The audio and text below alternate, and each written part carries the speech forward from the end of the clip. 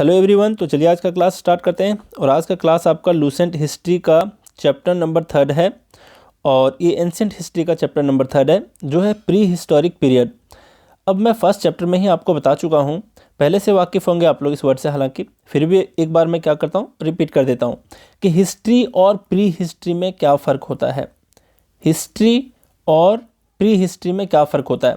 तो हिस्ट्री सिर्फ अगर रहे तो इसका मतलब ये है कि जिसकी जानकारी हमें लिखित रूप से मिलती है उसको कहते हैं हिस्ट्री, और जिसकी जानकारी हमें लिखित रूप से नहीं मिलती उस जानकारी को, उस पीरियड की जानकारी को कहते हैं प्री हिस्ट्री।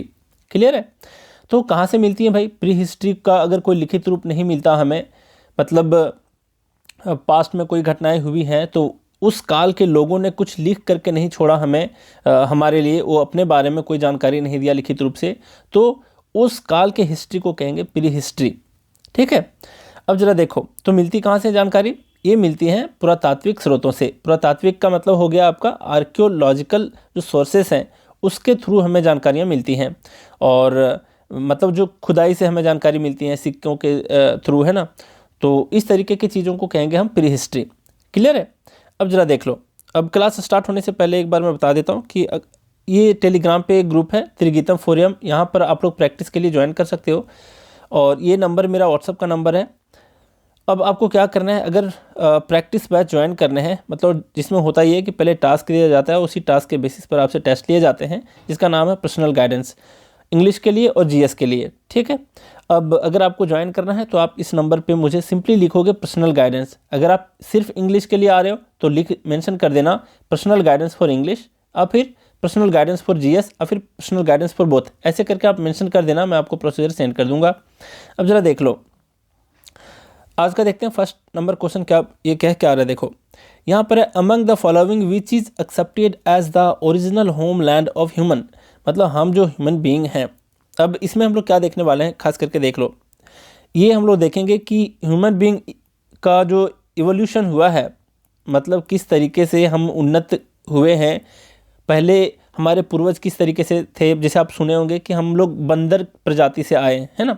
तो कभी ना कभी मतलब हम लोग जिस फॉर्म में आज पाए जाते हैं, जिस तरीके के चेहरे हैं, नाक नक्श है हमारा, पहले कुछ और रहा होगा, है ना। तो किस तरीके से हमारा इवोल्यूशन हुआ है, प्रगति हुआ है, उसके बारे में आज हम लोग देखने वाले हैं। तो देख लो, क्वेश्चन पूछा है कि ओरिजिनल होमलैंड, मतलब घर जो है ह्यूमन का ओरिजिनल, वो कहाँ था, किसको एक्सेप्ट किया गया है, किस रीजन को। तो देख लो, इसका आंसर है आपका अफ्रीका कॉन्टिनेंट। अफ्रीका कॉन्टिनेंट ही कहा जाता है ओरिजिनल होमलैंड ऑफ ह्यूमन। ठीक है। मतलब सबसे पहले अफ्रीका में ही ह्यूमन बीइंग इवॉल्व हुआ होगा। ठीक, ऐसा माना जाता है, और यही इसका क्या है, सटीक आंसर है। सेकंड देख लो, सेम क्वेश्चन है, कुछ भी डिफरेंस नहीं इन दोनों में। देख लो, among the following which is called the cradle of humankind. Cradle का मतलब होता है उद्गम स्थल, है ना, कहाँ से वो उसका उद्गम हुआ है, शुरुआत हुआ है। तो ह्यूमन काइंड जो है, मानव प्रजाति जो है, उसका उद्गम स्थल किसको माना जाता है, तो कौन से कॉन्टिनेंट को माना जाएगा।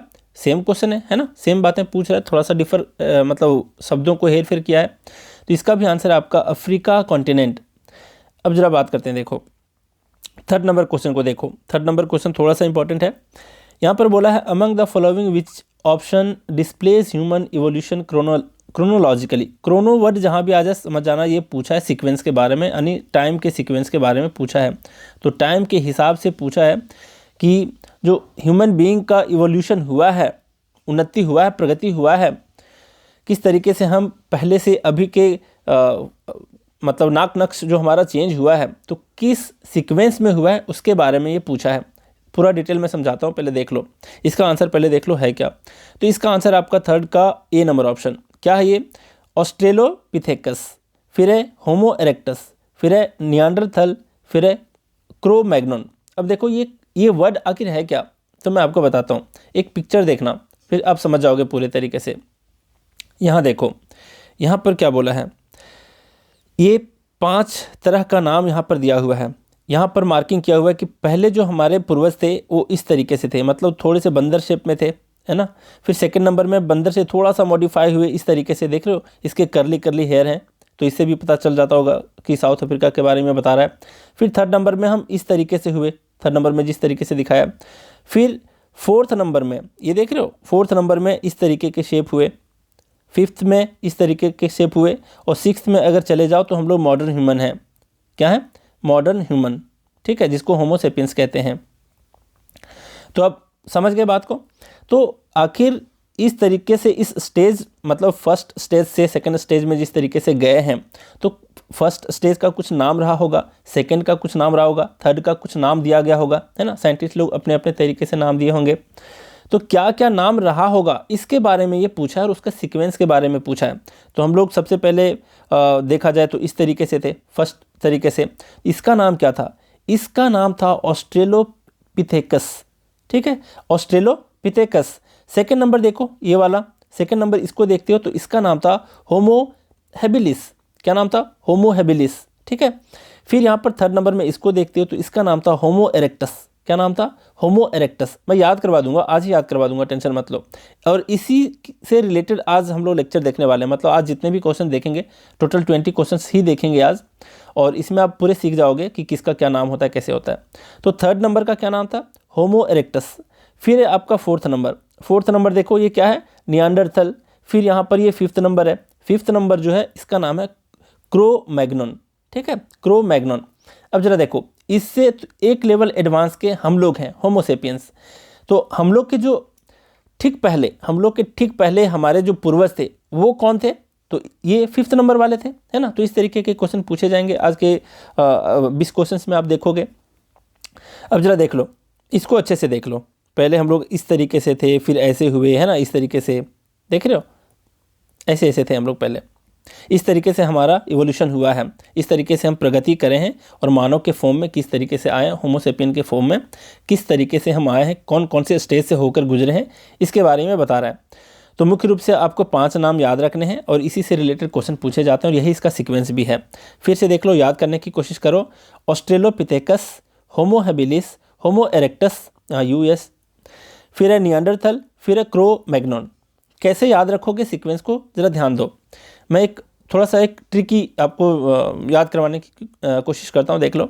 ऐसे याद रखो, ये है, फिर हैन लिख लो, हैन मतलब क्या? मुर्गी, है ना। फिर आपको याद रखना है क्रो, और कौवा वाला जो क्रो होता है उसमें स्पेलिंग होता है CROW। इस तरीके से आपको ध्यान रखना है। एक हैन है जो क्रो बन गई, इस तरीके से ध्यान रखो। एक हैन क्रो, एक हैन क्रो बन गई, एक हैन क्रो बन गई, ठीक है। ए से हो गया आपका ऑस्ट्रेलोपिथेकस। हालांकि अगर इतना लंबा चौड़ा नाम ना भी याद रखो ना, तो भी एग्जाम में काम चल जाएगा, सिर्फ इसको याद रख लेने से। सीक्वेंस तो डेफिनेटली आप सीख जाओगे। फिर एच से हो गया आपका होमो हैबिलिस, मतलब ये वाला एच है। फिर ई से हो गया होमो इरेक्टस, ये वाला ई है, ठीक है। फिर एन से हो गया आपका नियांडरथल, ये वाला एन, और क्रो से हो गया आपका क्रो-मैग्नन। याद रखोगे, एक मुर्गी क्रो बन जाती है, इस तरीके से ध्यान रखो। एक मुर्गी क्रो बन जाती है, ए हैन क्रो, ए हैन क्रो, बस देख लो। फिर से एक बार नाम दोहरा देता हूँ। ऑस्ट्रेलोपिथेकस, होमो हैबिलिस, होमो इरेक्टस, नियांडरथल, क्रो-मैग्नन।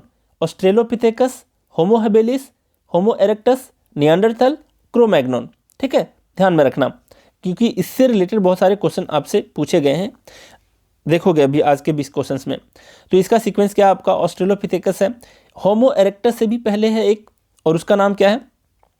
तो उसका होमो हैबिलिस, है ना। होमो हैबिलिस यहाँ नहीं दे रखा है, 4 के बीच ही पूछा है। फिर है नियांडरथल, फिर है क्रो-मैग्नन। तो इसको आप लोग ध्यान रखोगे, थर्ड नंबर को। सीक्वेंस याद हो गया आपसे, आप समझ भी गए कि आखिर ये क्वेश्चन पूछना क्या चाह रहा था, है ना। अब देखो फोर्थ नंबर, देखो यहाँ पर दिया है, which of the following is accepted as the early ancestor of human. ये अर्ली की बात कह रहा है, मतलब सबसे पहले एंसेस्टर जो था ह्यूमन बीइंग का, वो कौन था? तो अभी देखे, ये से है ना, ये से है, तो ये से कौन सा था? ऑस्ट्रेलोपिथेकस। तो यही इसका आंसर भी होगा, सबसे पहले एंसेस्टर के बारे में पूछा है, तो ए नंबर ऑप्शन इसका करेक्ट है। अब जरा देखो आगे, फिफ्थ नंबर देखो। फिफ्थ नंबर में है, which of the following is called the mother of man. इंसानों की माँ किसको कहा गया? तो वो लूसी को कहा गया। किसको? लूसी को। अब ये क्वेश्चन आपकी समझ में, मतलब आपकी समझ से परे की बात हो गई होगी, है ना, कि आखिर पूछना क्या चाह रहा है। मदर ऑफ मैन, लूसी, ये कौन है भाई लूसी, इसके बारे में क्या जानकारी है? तो जरा देख लो, इसको एक अलग तरीके से क्वेश्चन आपसे पूछ सकता है, हालांकि इस बुक में नहीं पूछा है, कि लूसी जो है जिसको मदर ऑफ मैन कहा गया, ये कौन से कैटेगरी की थी। ठीक है, ये कौन से कैटेगरी की थी। तो इसकी कैटेगरी अगर कभी पूछ ले तो भी ध्यान रखना, इसकी कैटेगरी भी ऑस्ट्रेलोपिथेकस ही था। ठीक है, ध्यान रखोगे, लूसी का जो कैटेगरी है वो ऑस्ट्रेलोपिथेकस है। अब जरा देखो इसके बारे में जरा जानते हैं कि इसको क्यों कहा गया मदर ऑफ मैन और क्यों कहा गया लूसी, किसने कहा, किस तरीके से कहा। तो एक घटना घटी 1974 में। कब की घटना है? 1974 की घटना है, जब कुछ साइंटिस्ट, आर्कियोलॉजिस्ट लोग जो होते हैं, वे लोग क्या कर रहे थे, रिसर्च कर रहे थे, उन्हें मतलब खुदाई करवा रहे थे। तो एक जगह है यूथोपिया, यूथोपिया एक कंट्री है जहाँ पर एक हैडर नाम का एक शहर है, HADAR, हैडर नाम का शहर है यूथोपिया कंट्री में। ठीक है, ध्यान रखोगे, इथियोपिया कंट्री में एक शहर है हैडर, जहाँ पर क्या हुआ कि खुदाई में कुछ स्केलेटन्स मिले। स्केलेटन का मतलब कंकाल मिले, है ना, मनुष्य के कंकाल मिले, मतलब फॉसिल मिले, बहुत पुराने फॉसिल मिले, जीवाश्म मिले जो इंसानों के थे। और वो जो टुकड़े में मिले हैं, उस टुकड़े को क्या करते हैं, वो सारे साइंटिस्ट लोग मिला करके एक शेप दे देते हैं, है ना, मतलब इंसान का शेप दे देते हैं, जैसे भी बना होगा, मतलब सर को यहाँ पर रख दिए, हाथ को यहाँ पर रख दिए, है ना, और ये बीच वाला कुछ मिला होगा तो यहाँ रख दिए, इस तरीके से एक शेप दे दिए उस हड्डियों को मिला करके। और वो जो शेप दिए वो फीमेल का शेप दिए, तो यूं ही फीमेल का शेप नहीं दे दिए, मतलब रिसर्च से पता चला कि मैक्सिमम स्केलेटन जो वहाँ पर मिला है वो फीमेल से मिलता जुलता है ना। रिसर्च करते हैं, बहुत सारे रिसर्च होते हैं वहाँ पर, तो इसलिए इसको फीमेल मान लिया गया। और खुशी खुशी में कह दिया गया कि आज से इसको जाना जाएगा, इस खोज को जाना जाएगा कि ये मदर ऑफ मैन है। मतलब इस शेप के बारे में, ये जो हड्डियाँ मिली हैं उसको एक जो नया शेप दिया गया, तो इसको कहा जाएगा मदर ऑफ मैन, है ना। और इसका नाम इन्होंने लूसी रख दिया। तो इसके पीछे भी एक इंटरेस्टिंग कहानी कि आखिर लूसी ही नाम क्यों रखा। तो इसके पीछे की ये कहानी है कि जब वे लोग इस शेप को दे रहे थे या फिर रिसर्च कर रहे थे, खुदाई चल रही थी, चाहे जो भी वहाँ पर रिसर्च का काम हो रहा होगा, तो उस टाइम रेडियो पर कुछ गाने चल रहे थे, उस टाइम रेडियो पर कुछ गाने चल रहे थे। और उस गाने का जो बोल है, उसका जो बोल है, आप सर्च कर सकते हो, इसको यूट्यूब वगैरह में मिल जाएगा आपको। उसका बोल था Lucy in the sky, Lucy in the sky with diamonds. ठीक है, विथ डायमंड्स, ये था बोल गाने का, Lucy in the sky with diamonds. अब लूसी वहाँ पर एक कैरेक्टर का नाम होता है गाने में, मतलब कोई लड़की का नाम होता है, और उसी का नाम दे दिया गया लूसी। ठीक है, तो इसी खुशी में इसका नाम दे दिया जाता है लूसी। समझ गए बात को, पूरी कहानी। तो ध्यान में रखना कि लूसी क्या है, तो मदर ऑफ मैन। क्यों कहा गया, कैसे कहा गया, किसको कहा गया, है ना, ये फॉसिल से रिलेटेड है, ह्यूमन बीइंग के फॉसिल से। एक फीमेल का शेप था, फीमेल का ही स्केलेटन मिला, है ना, तब जाकर के उसे कह दिया गया मदर ऑफ मैन और उसका नाम दे दिया गया लूसी। तो ये इसका एक्सप्लेनेशन है। अब जरा बात करते हैं 6 नंबर क्वेश्चन के, देख लो। यहाँ पर बोला है the earliest man like structuring creature which racially differed from homo sapiens is generally known as. अब यहाँ पर क्वेश्चन क्या पूछा पता है कि हम लोग जो होमोसेपियंस हैं, एक उन्नत जो हम लोग मानव हैं, तो जो सबसे पहला पाया गया, मतलब हो सकता है कि ये जो आप लोग देखो फर्स्ट नंबर में ऑस्ट्रेलोपिथेकस है, ये भी होमोसेपियन से मिलता जुलता है ना।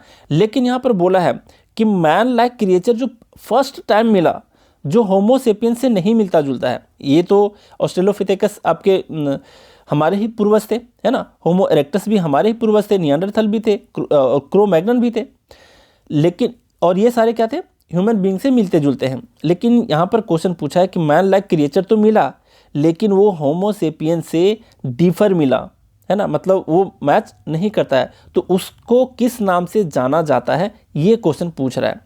समझ रहे हो, मतलब कोई तो ऐसा मिला होगा जो ह्यूमन बीइंग से मिलता जुलता नहीं होगा, तो उसका क्या नाम है, ये क्वेश्चन में पूछ रहा है। तो उसका नाम था आपका निएंडरथल नहीं होगा, उसका क्या नाम था, पिथेकनथ्रोपस। ठीक है, पिथेकनथ्रोपस इसका नाम है। अब इससे मत कंफ्यूज करना, इसमें पिथे भी आया है, इसमें भी पिथे आया, तो ये मत अब कंफ्यूज कर जाना, है ना। ये अलग है बिल्कुल, ये ह्यूमन बीइंग से मिलते जुलते हैं, लेकिन ये ह्यूमन बीइंग से मिलता जुलता नहीं है। यहाँ पर ऑस्ट्रेलोपिथेकस था और ये है पिथेकनथ्रोपस। ध्यान रखोगे, पिथेकनथ्रोपस क्या है, तो मैन लाइक क्रिएचर था, सबसे पहला मिलने वाला, जो बिल्कुल ही होमोसेपियन से डिफर करता था, रेशियली डिफर करता था। ठीक है, तो उसका नाम दे दिया गया पिथेकनथ्रोपस। ध्यान रखोगे, ये भी नेट जेआरएफ का क्वेश्चन है और यूपीएससी के 2001 यूपीएससी के एग्जाम में पूछा गया है। मतलब इन लोग क्या करते हैं ना, क्वेश्चन को डिफ़िकल्ट बनाने के लिए किसी भी बुक से ये उठा लेते हैं। तो हर बुक ऑथर अपने अपने तरीके से लिखते हैं, है ना, बहुत ज़्यादा रिसर्च करते हैं, बहुत सारे बुक्स पढ़ते हैं, तो अपने अपने तरीके से लिखते हैं। तो कहीं से भी ये क्वेश्चन को टफ़ करने के लिए, एग्ज़ाम को टफ़ करने के लिए किसी भी बुक से उठा करके क्वेश्चन पूछ लेते हैं। तो ध्यान रखोगे कि अर्लीस्ट मैन लाइक क्रिएचर जो मिला था वो रेशियली डिफ़र कर रहा था होमोसेपियंस से, और उसको किस नाम से जाना जाता है? पिथेकैंथ्रोपस के नाम से जाना जाता है। पिथेकैंथ्रोपस, मैं बार बार इसलिए रिपीट कर रहा हूँ नाम को ताकि आपके दिमाग में बैठे। 7 नंबर क्वेश्चन देखो क्या पूछा है यहाँ पर एक चीज़ और ध्यान रखना, ये जो पिथेकैंथ्रोपस है ना, ये पिथेकैंथ्रोपस है, ये अर्लीस्ट बाइपेड मैन से जाना जाता है। अर्लीस्ट बाइपेड ह्यूमन, बाइपेड का मतलब क्या? बाइपेड का मतलब 2 पैरों पर चलने वाला इंसान जो फर्स्ट टाइम मिला वो यही मिला, है ना, पिथेकैंथ्रोपस। इस चीज़ को भी ध्यान रखना। 7 नंबर में देखो क्या पूछा है, यहाँ पूछा द अर्लीस्ट आर्कियोलॉजिकल एविडेंस, जो पुरातात्विक एविडेंस साक्ष्य मिला है related to human was found from which region of India, India के कौन से रीजन से आर्कियोलॉजिकल एविडेंस मिला है ह्यूमन बीइंग का होने का, है ना, अर्लीस्ट पूछा ये इंडिया में। तो ये मिला है आपका नर्मदा वैली से। कहाँ से मिला है? नर्मदा वैली से। और अगर आपसे पूछ लिया जाए कभी क्वेश्चन कि नर्मदा वैली के आजू बाजू, मतलब जहाँ से एग्जैक्ट जगह मिला है अर्लीस्ट जो एविडेंस मिला है ह्यूमन बीइंग का, मतलब जाहिर सी बात है ह्यूमन बीइंग के कुछ बोन्स मिले होंगे, है ना, फॉसिल मिले होंगे। तो नर्मदा वैली के किनारे वह गांव का नाम क्या था? तो हमेशा ध्यान रखना, उस गांव का नाम था हथनोरा। क्या नाम था? हथनोरा। हथनोरा विलेज से मिला है, ठीक है, ध्यान रखोगे। और जो भी वहाँ पर स्केलेटन मिला था उसका भी एक नाम दे दिया गया, उसको एक नाम दे दिया गया नर्मदा मैन, है ना, नर्मदा मैन।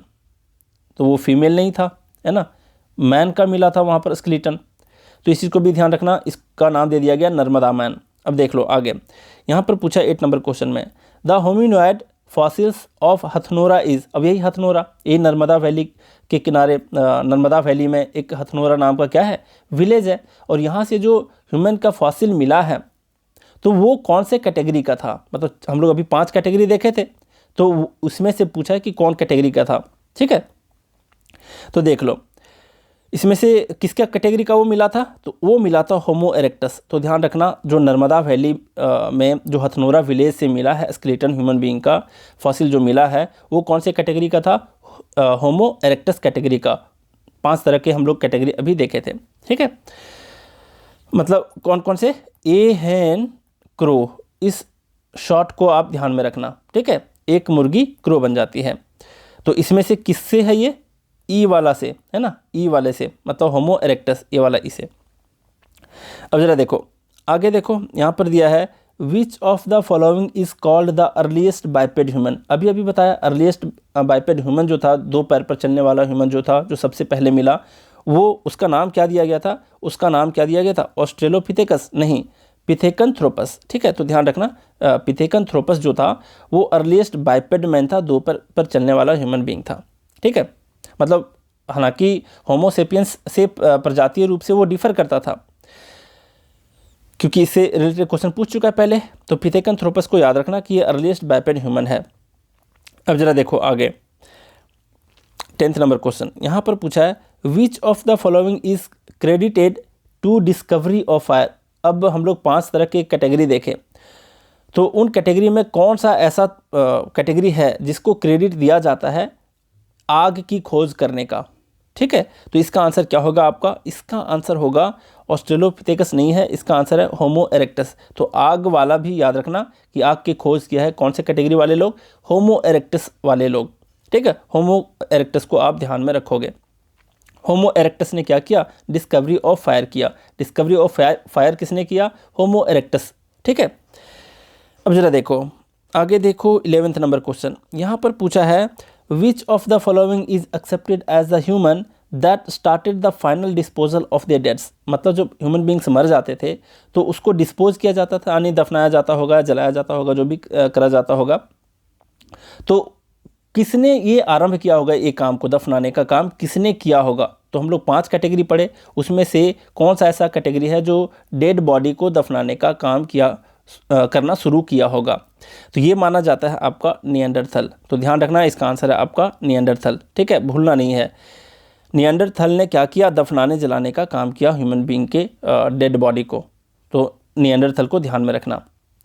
फिर यहाँ पर 12th नंबर में देखो, the latest ancestor of modern human. अब हमारे पांचों कैटेगरी जो हम लोग देख चुके हैं और हम लोग अभी मॉडर्न ह्यूमन में हैं, तो सारे के सारे पांचों क्या हैं, हमारे एंसेस्टर ही हैं, हमारे है ना पूर्वज ही हैं। लेकिन लेटेस्ट एंसेस्टर पूछा है, तो लेटेस्ट एंसेस्टर का क्या मतलब है, हम लोगों ने देखा एहेन क्रो, ठीक है, और हम लोग उसके बाद आते हैं ह्यूमन बीइंग। तो पूछा लेटेस्ट, तो लेटेस्ट हम लोग क्या है, हम लोग का पूर्वज लेटेस्ट कौन होगा, एक क्रो वाला होगा, है ना। तो इसका आंसर क्या हो जाएगा आपका, क्रो मैग्नॉन। समझ गए, ये बीपीएससी में पूछा गया है। तो ध्यान रखना, अगर लेटेस्ट पूछा, बस इस वर्ड के को दे करके क्वेश्चन को थोड़ा सा क्या किया आपसे समझने की कोशिश कर रहा है कि आप समझ पा रहे हो कि नहीं। तो लेटेस्ट एंसेस्टर का मतलब क्रो मैग्नन, लास्ट वाला, हमसे जस्ट पहले वाला। तो ये क्रो मैग्नन हो जाएगा इसका आंसर। तो latest ancestor of modern human is crow Magnon. तो इसका आंसर होगा डी नंबर ऑप्शन। अब जरा देखो 13 नंबर क्वेश्चन क्या पूछा है, in the following which is latest. अब लेटेस्ट कौन है, सेम क्वेश्चन पूछ दिया है ना, पांचों में से लेटेस्ट कौन है भाई। तो लेटेस्ट कौन है यहाँ पर, ह्यूमन मतलब कह सकते हो जो ह्यूमन बीइंग है, हम लोग को किस नाम से जाना जाता है, तो हम लोग को जाना जाता है होमोसेपियन के नाम से। तो होमोसेपियंस तो है नहीं, तो नहीं है, तो इससे पहले वाला कौन था, क्रो मैग्नन, है ना। तो क्रो मैग्नन ह्यूमन जो है यही लेटेस्ट है इन चारों में से। तो यही इसका आंसर भी होगा। कैसे, ए हैन क्रो, है ना। तो क्रो सबसे लास्ट में आता है, मतलब हम लोग से जस्ट पहले वाला क्रो मैग्नन। तो यही इसका आंसर है, मतलब ऑलमोस्ट दोनों सेम ही क्वेश्चन है। ठीक है, अब जरा देख लो यहाँ पर 14 नंबर क्वेश्चन क्या पूछा है। यहाँ पर पूछा है, by which name were the early Homo sapiens known. Early Homo sapien किस नाम से जाना जाता था, इसके बारे में क्वेश्चन पूछा है। तो इसका आंसर देखो, इसका आंसर आपका दिया है क्रो मैग्नन, और क्रो मैग्नन ही होगा क्योंकि ये हमसे, ये होमोसेपियंस से जस्ट पहले वाले के बारे में पूछ रहा है। तो भी इसका आंसर होगा क्रो मैग्नन, मतलब 12, 13, 14 नंबर का आंसर आपका क्रो मैग्नन ही था, और सेम क्वेश्चन ही है सारे के सारे लगभग। फिर देखो यहाँ पर दिया क्या है 15th नंबर में, in scientific language the modern man is known as. मतलब हम लोग किस नाम से जाने जाते हैं, तो होमोसेपियन के नाम से जाने जाते हैं। तो डी नंबर ऑप्शन इसका क्या है, करेक्ट है। फिर है 16 नंबर, देखो यहाँ पूछा है फ्रॉम विच साइट, मतलब इंडिया में कौन से साइट से मिला है first Indian palaeolithic artefact was discovered. यहाँ पर पूछा क्या है, पैलियोलिथिक आर्टिफैक्ट का मतलब है पूरा पाषाण काल की कलाकृति, है ना, जो भी कलाकृतियाँ किया करते हैं लोग। तो ये पैलियोलिथिक से रिलेटेड पूछा है कि इंडिया में जो डिस्कवर हुआ है पहला पूरा पाषाण काल की कलाकृति, वो कौन से साइट से मिला है। तो वो मिला है आपका पल्लवरम, है ना, पल्लवरम साइट से मिला है। अब ये पल्लवरम साइट कहाँ है भाई, तो ये पल्लवरम साइट आपका चेन्नई में है ना, मद्रास के आजू बाजू, मतलब मद्रास के आजू बाजू नहीं, मद्रास में ही है ये पल्लवरम, तमिलनाडु में। ठीक है, अब पूरा पाषाण कहने का क्या मतलब है कि कौन से काल की बातें को पूछ रहा है। तो पैलियोलिथिक पीरियड है, पैलियोलिथिक मतलब हिंदी में कहें तो पूरा पाषाण काल, मतलब पैलियोलिथिक काल कहते किसको हैं, तो वह समय जब मानव ने क्या किया, पत्थर के औजार बनाना आरंभ किया, तो उसी काल को कहते हैं पैलियोलिथिक। ठीक है, और उसी पीरियड के आर्टिफैक्ट मिले हैं, आर्टिफैक्ट मिले हैं मतलब उस टाइम की कलाकृति मिली हैं, है ना। तो कौन सी साइड से मिला है, पल्लवरम, चेन्नई से। तो इसका सी नंबर ऑप्शन करेक्ट है। फिर यहाँ पर when did Robert Bruce foot discover the first Palaeolithic implement in India. अब यहाँ पर इम्प्लीमेंट से आप कंफ्यूज मत कर जाना, बहुत सारे मीनिंग होते हैं एक वर्ड के। तो इम्प्लीमेंट का मतलब क्या होता है, औजार होता है। ठीक है, तो औजार आप फिर उपकरण कह सकते हो। तो पैलियोलिथिक के जो उपकरण मिले हैं इंडिया में, तो वो उसका डिस्कवर किसने किया, तो रॉबर्ट ब्रूस फुट नाम के व्यक्ति ने किया, है ना। तो कब किया, मतलब इसी क्वेश्चन से रिलेटेड है, वो पल्लवरम में किया होगा, है ना, पल्लवरम में मिला होगा पैलियोलिथिक आर्टिफैक्ट, और यही पैलियोलिथिक के बारे में पूछ रहा है। तो वो जो मिला है वो कब मिला है, 1863 में, मतलब 1863 ईस्वी में मिला है। इस नाम को याद रखना, रॉबर्ट ब्रूस फुट। ठीक, अब जरा देख लो 18th नंबर में यहाँ पर पूछा है कि Robert Bruce foot who has discovered Palaeolithic implements in India, मतलब 1863 में जो इससे पहले वाला क्वेश्चन था उसके बारे में पूछा है। वॉज ओरिजिनली, ये ओरिजिनली क्या था, मतलब ये कौन क्या काम करते थे ये। तो ये ये थे आपके जियोलॉजिस्ट, ये ओरिजिनली जियोलॉजिस्ट थे, बाद में भला ही ये आर्कियोलॉजिस्ट बन गए, वो अलग की बात है, लेकिन ओरिजिनल रूप से ये क्या थे? जियोलॉजिस्ट। जियोलॉजिस्ट का मतलब क्या होता है? जियोलॉजिस्ट का मतलब होता है भूगर्भ शास्त्री, है ना, मतलब ज़मीन के अंदर वाले जितने भी पार्ट होते हैं, जिसमें हम लोग पढ़ते हैं ना, जियोलॉजी में लिथिक करके पढ़ते हैं, जैसे सेडिमेंट्री रॉक हो गया, इग्नियस रॉक हो गया, है ना, तो ये सारे रॉक जितने हैं उसके बारे में जो लोग अध्ययन करते हैं उसको कहते हैं जियोलॉजिस्ट। तो ये ओरिजिनली जियोलॉजिस्ट थे, है ना कि आर्कियोलॉजिस्ट। तो ध्यान रखना, ये ओरिजिनली जियोलॉजिस्ट थे। कौन? Robert Bruce foot. और देखो, इन्हीं को जाना गया father of pre historic archaeology in India. India में इन्हीं को जाना गया father of pre historic archaeology. क्यों? क्योंकि प्री हिस्ट्री की बात जहाँ तक आती है तो पैलियोलिथिक इसी के अंदर है, प्री हिस्ट्री का ही पार्ट है, फर्स्ट चैप्टर में ही मैं बता चुका हूँ इसके बारे में। तो पैलियोलिथिक पीरियड में ही इन्होंने खोज किया था। क्या? रॉबर्ट ब्रूस फुट ने ही कोई इम्प्लीमेंट को खोज किया, मतलब कोई औजार को खोज किया, इसलिए इन्हीं को कहा जाता है father of pre historic archaeology. ठीक है, इंडिया के किनको कहा जाता है? रॉबर्ट ब्रूस फुट को। यही इसका option number D correct answer है। अब लास्ट नंबर क्वेश्चन है, देख लो क्या पूछा यहाँ पर। यहाँ पूछा among the following from which site the earliest fossil of prehistoric human being has been found. कहाँ से मिला है ये पूछ रहा है आपसे। अब यहाँ पर देखो, दो क्वेश्चन में कंफ्यूज मत करना। यहाँ पर क्या पूछा था, इसके पहले देख लो। इससे पहले आपसे पूछा गया था पैलियोलिथिक आर्टिफैक्ट कहाँ से मिला, तो पल्लवरम से मिला, जो चेन्नई में है। यहाँ पर पैलियोलिथिक आर्टिफैक्ट है, कलाकृति है, लेकिन यहाँ पर पूछा पैलियोलिथिक से नहीं है। किससे पूछा है? यहाँ पूछा है prehistoric human has been found, है ना, earliest fossil of prehistoric human, मतलब जो उस काल के जो थे प्री हिस्ट्री में ह्यूमन बीइंग जो थे, उसका जो फॉसिल मिला है वो कहाँ पर मिला है, अर्लीस्ट फॉसिल। तो इसके बारे में ऑलरेडी देख चुका हूँ, है ना, मतलब हम लोग देख चुके हैं पहले ही। अर्लीस्ट फॉसिल ऑफ ह्यूमन जो मिला है इंडिया में, वो मिला था हथनोरा नाम के विलेज में, और ये है कहाँ? तो ये है नर्मदा वैली में। और जो भी फॉसिल मिला था उसका क्या नाम दिया गया? नर्मदा मैन। इसका नाम क्या दिया गया? नर्मदा मैन। ठीक है, तो दो चीज़ आज हम लोग देखे, एक नर्मदा मैन और एक देखे क्या, मदर ऑफ मैन, है ना। अब देख लो कहाँ पर देखे थे हम लोग इस क्वेश्चन से रिलेटेड कि हथनोरा कहाँ पर आया था। देखो यहाँ पर देखो, ये था ना कि the होमिनोइड fossils of Hathnora is, वो कौन से कैटेगरी के थे, इसको भी हम लोगों ने देखा था, और उसका कैटेगरी क्या था? होमो इरेक्टस। और 7 नंबर क्वेश्चन भी इसी तरीके का है। क्या है देखो, यहाँ पर पूछा the earliest archaeological evidence related to human was found from which region of India. तो नर्मदा वैली, और यही था आपका क्या, हथनोरा नाम का विलेज जहाँ पर मिला था अर्लीस्ट ह्यूमन बीइंग, मतलब अर्लीस्ट जो प्री हिस्ट्रिक ह्यूमन का क्या था, फॉसिल मिला था, वो हथनोरा नाम के विलेज से मिला था, नर्मदा वैली के हथनोरा नाम के विलेज से। एक क्वेश्चन पूछा है ना। तो 20 क्वेश्चंस हम लोग देखे आज, और कोशिश करो एक दो बार रिपीट करो, देखने की कोशिश करो, और जब मैं टेस्ट सीरीज़ बनाऊंगा तो आप लोगों को फ़ायदा होगा उससे। ठीक है, चलिए, तो हम लोग आज भी बहुत कुछ सीखे, तो आज का क्लास यहीं रैप अप करते हैं। Thank you very much.